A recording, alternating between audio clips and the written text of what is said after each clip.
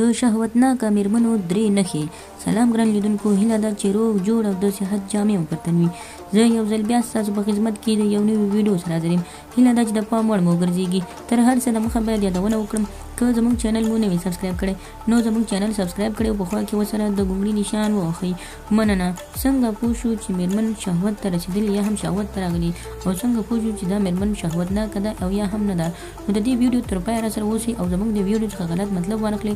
موږ داسې کوم کار نه کوو یا هم داسې ویډیو نه جوړوو چې ستاسو ته فحشا خپره کړو. موږ هغه مشکل د خلکو حل کوو چې کوم موږ ته وایي. نو راځئ د ویډیو په اصلي مطلب ته. د شهوتناکه میرمنو درې نښې دي. ډېرې خاندي. هغه میرمنې چې د شهوت کچه یې لوړه وي تل خاندي. دا د خندا ډېره عادي هم نه وي، بلکې د کړس خندا وي. دوی په هره خبره کې دا یو کړس خندا هم کوي. دوهم، د سترګو غړي یا ګاټې یې زړه یې تل یو ډول راتولی وي.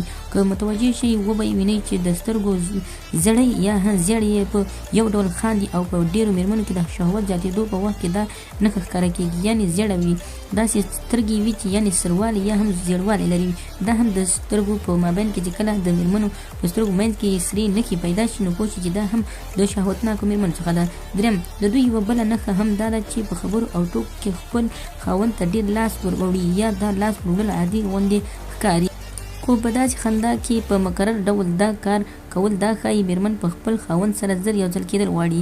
دغه درې نښې دي چې د سترګو غړي یا د سترګو ګاټو په منځ کې یې سوروالی او زړوالی راشي. دوهم، دوی یو بل سره لاس اچوي. او دریم دا چې ډېرې خاندي، یعنې په هره خبر کې دوی خندا کوي. نو خدای دې وکړي ملګرو چې زموږ ویډیو خوښه شوې وي، زموږ ویډیو څخه غلط مطلب وانخلئ، زموږ ویډیو لایک کړئ، شیر کړئ او زموږ چینل هم درسره سبسکرایب کړئ. مننه.